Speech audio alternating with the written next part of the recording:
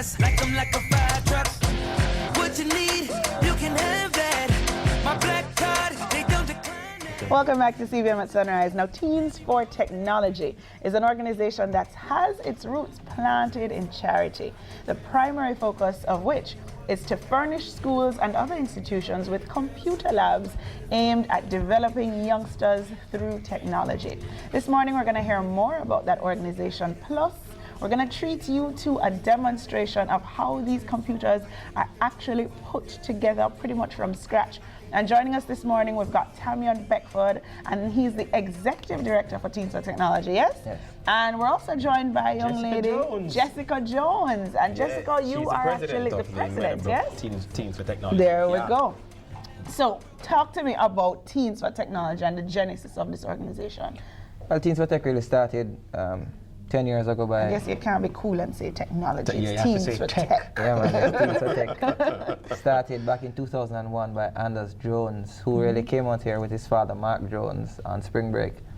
At 13, he recognized a problem at Mountain View Primary and said that, there's only one computer there, but back at his primary school in the States, I mean, there's 800 kids, a similar population, and he has like 250 computers. So he goes back to the States, says to his classmates, yo, we need to sort out some machine for at 13 years old. At 13 years old, that's the impulse. And then, his father was saying, they don't think this is going to work or whatever, but he comes back 6 months later with the first 10 computers. And then they made a bold step, gathered more of his friends and said by 2006 they want to donate 1,000 computers to 100 schools. And within 2 years, so between 2001 and 2003, 2004, 2 to 3 years, they had already surpassed the 1,000 computers. And since then, we have donated over 5,000 computers here in Jamaica to over 300 schools. These are computers that you guys actually build yourselves? Well, we just recently started our building side of it. We normally do new computers, sometimes refurbished. But we have realized that we need to give our youngsters a more physical, hands-on experience because the curricula, in truth, in terms of IT in the high school level or even at sixth form is very, very basic. And the only thing you get to learn how to do is probably to use Microsoft Office. And then there's a bad beep or a weird light comes up and you say, Lord God, the thing mashed up. When really and truly there's probably a memory loose or a video card burnt up and it needs to be replaced. And those things can be done easily. So we're giving our students a kind of physical, hands-on experience to get into the whole meat of the matter with building and actually what it does in terms of the knowledge that they have gathered in terms of IT, the theory. When they get this physical side of it, it's easier to regurgitate and to apply that knowledge because they're working with the thing. So that's what we're trying to give to our teens now. Jessica, as the president of the Meadowbrook Teens for Technology, what your job entails? What do? You go over and you watch them make the song? No, being president is a lot of work. It's like being a captain of a ship. You have to ensure that everything is working properly, everything is going steady, yeah. If you hear beep on a computer, you panic? No.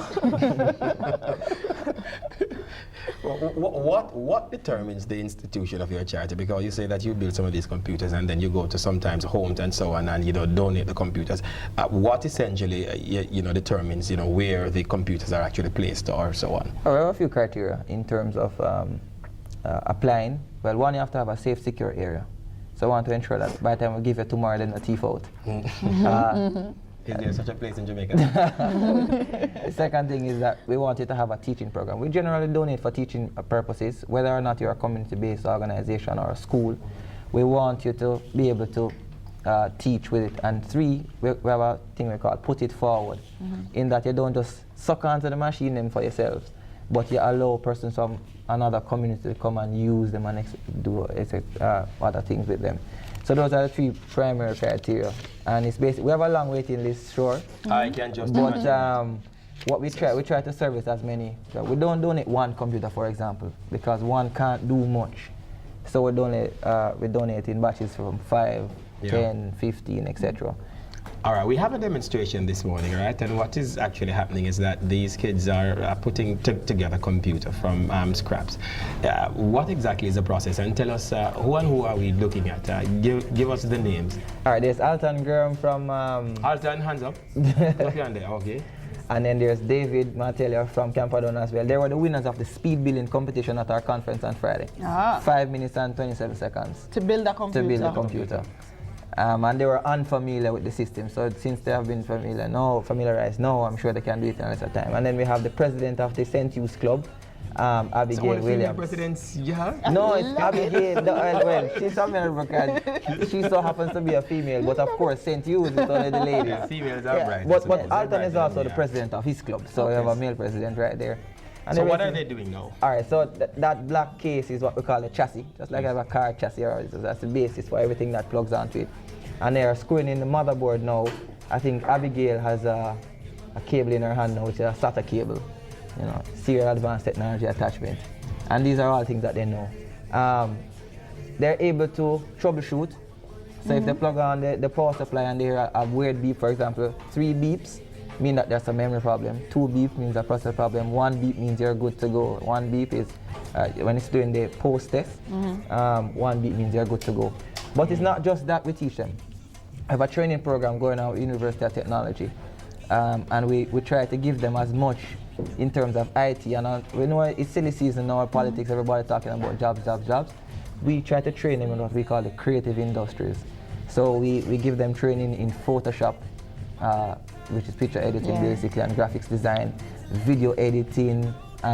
We teach them how to use the DJ mixing software so that they can even become entrepreneurs out there themselves. Like. Jessica, do you want a career in technology? Yes. You do? Tell me a little about what you want to do. Well, I'm planning to major in Administrative and Information Technology Management at UTech next year. How has this helped you? Well, this has basically helped to build on our skills, teach us new things, as well as enhance things that we have learned before. I have to cut you. They've stopped, as if they're finished. No. Oh, well, as in you're done? Yeah. As in you just assembled a whole machine in... That was like a minute. A minute and something. That was like 2-3 minutes. What? Yes, well done. Awesome. Well done. And all that is left is just for them to put on the back or the side or something. Yes, like that. and then voila, we have a computer. And Leave then plug in the plug in the points up and run. The computers that we have built at conference last Friday, 10 computers. We're going to donate those 10 computers to the Young Women's Christian Association at Arnold and Camp Road. And it's the students who are doing that. And what we do now is that for every computer that we donate, wherever the school that we're donating to or the organization we're donating to is, it is our club nearest to that school that we commission to build the computers. And so what we have are teens actually giving back, the skills that they have learned, they're actually kind of giving back.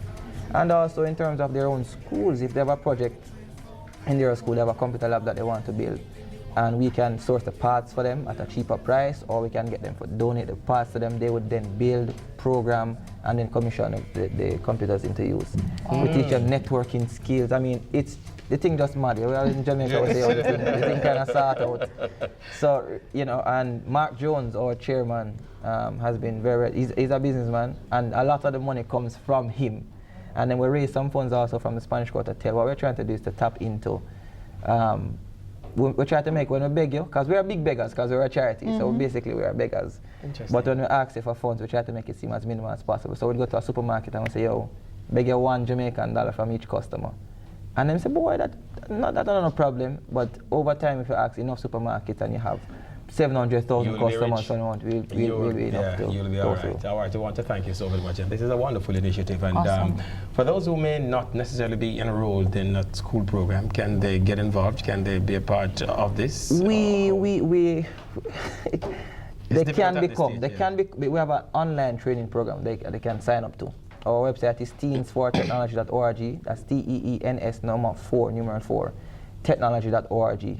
They can go on and view what we're doing, send us an email, contact if they want to be involved, and then we can give them a login credentials to do our online training program. But as far as it concerns in terms of clubs, and our training at UTech on Saturdays is really an in-school kind of thing, because we want to have a controlled environment. All right, Tammy and Beckford, I want to thank you so very much, sir, Executive Director of Teens for Technology, and Jessica Jones, who was the President of the Meadowbrook Teens for Technology, and our computer people this morning. Techies. The wizards, or techies, yes. So by the way, geek is now a cool thing. So. Yes, it is cool to be geek. Where's my glasses? Up next, our first meet, Unique Kid. We'll hear if he has the goods to survive in this rather competitive business. Team there. Fresh meat, Unique Kid is next.